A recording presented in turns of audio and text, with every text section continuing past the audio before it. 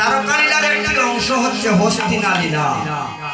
সেখানে হস্তিনা অর্জুনের সাথে যে লীলা হয়েছিল কুরুক্ষেত্র লীলাটি, ওই লীলাটির কথা বলা হয়েছে।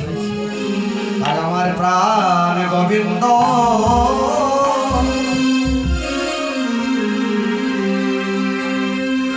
কৃষ্ণের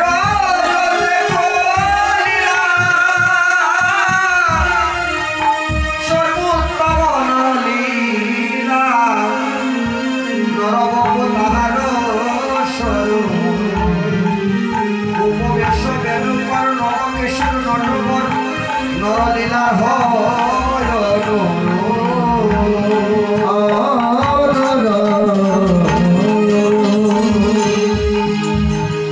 যখন দ্বারকা লীলা করলেন, তখন লীলার শেষ সময়, অন্তিম সময় যখন আসলো, আমার প্রাণ গোবিন্দ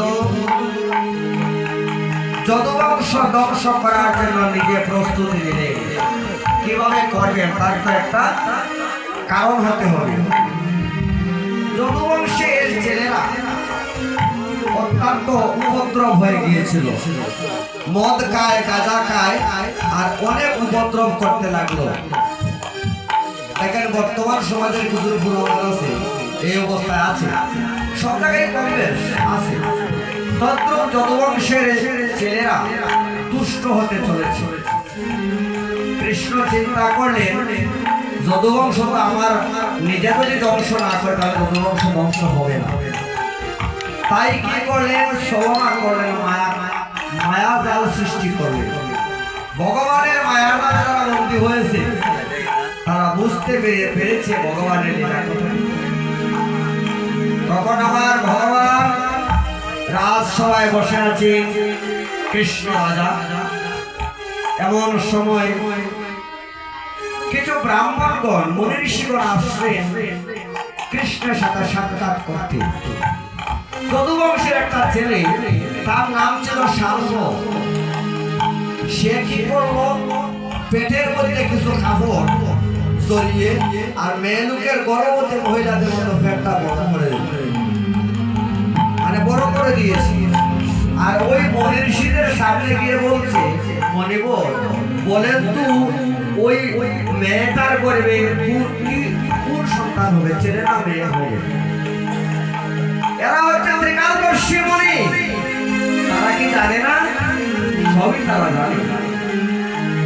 মুনি বললেন, দেখো ওই যে মেয়েটা গর্ভবতী, তার গর্ভে একটা মুসল হবে, মুসল, লৌহ মুসল। যেই মাত্র মনির বাক্য, সাথে সাথে প্রসব বেদনা হয়েছে।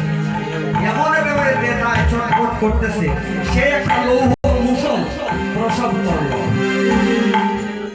একটা লৌহ মুসল প্রসব করল। এমন সময় এই লৌহ মুসল যখন প্রসব করলো, ছেলেরা কিছু ভয় পেয়ে গেল। দেখেন যারা নেশা করে ঠিক আছে, কিন্তু যদি কোনো থানার ওসি হোক অথবা গ্রামের কোনো মুরব্বী হোক, যদি খান করার টাকা খায়, কিন্তু কিছু কিছু ভয় এরকম হয় না? এইরকম তো সাহস সবার তো হয় না যে মনি ঋষি হওয়ায় হয়তো কোনো ভাবে ওকে সাজা দিয়েছি। তখন ওই মুসলটা নিয়ে চলে গেলেন কৃষ্ণের কাছে, বলেন, কৃষ্ণ রাজা, কৃষ্ণ রাজা, আমাদের ওই শাল্ব প্রসব করেছে একটা লৌহ মুসল, সর্বনাশ কি হয়েছে? বলে এইরকম অনেকে বলেছিল যে ওই মেয়েটি কোন সন্তান প্রসব করবে, সর্বনাশ, মণিবাক্য বৃথা হয় না, তাহলে সব কি হয়েছে? ওই মুসল আমরা কি করবো, কাজ করো, প্রবাস নদীর তীরে গিয়া আর ভাতের মধ্যে বসে বসে আর ওটাকে বিলীন করে দাও। তারা কি করবো, মুসলটা নিয়ে আর প্রবাস তীরে গিয়া ভাতের মধ্যে বসতে লাগলো। আমাদের এটা বসানো যায়, বসা দিতে মানে কষা দিতে লাগলো। গসতে গসতে যত বসে তত উঠে ফেনা, আর ফেনা যখন ওই প্রবাস তীরে লাগলো, আর সেখানে জন্ম হলো নল খাগের বন। যা লোহার থেকে শক্ত। নলখাগের বর জন্ম নিল, নলখাগের বন যখন জন্ম নিল, শেষে অর্ধেক আঙুল পরিমিত খুব দাঁড়ানো একটি অংশ হয়ে গেল, আর ওটা নদীর জলে ফেলে দিয়েছে। প্রবাস নদীতে ফেলে দিয়েছি, আর সাথে সাথে একটা বোয়াল মাছ এসে ওটা গিলে ফেলেছে। কারণ ওটা তো সাদা হয়েছে, চকচক করছে। মাছ কিন্তু চকচক কোনো বস্তু দেখলে ওটা গিলে ফেলে, যে কোনো বস্তু। যার কারণে মাছ হচ্ছে ব্যাকল, তার মানে বসিতে বারবার বাজে।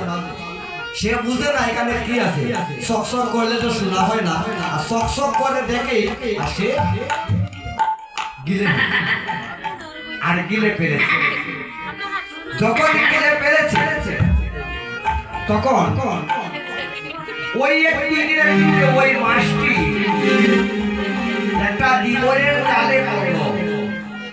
দিবর ওই মাছটি বাজারে বিক্রি করলো। যেখানে বিক্রি করলো, ওরা কি করছে, এই মাছের ভিতরে যে একটা অংশ আছে, যেটাকে আমরা পাকস্থলী বলে থাকি, ওটা ফেলে দিয়েছে, আর বাকি মাছগুলো তার পরিষ্কার করে তার পূজন করেছে। ওই তার লোলার মধ্যে যে অংশটা দুই একদিন পরে ওটা বসে গেল, আর ওটা চকচক করতে লাগছে।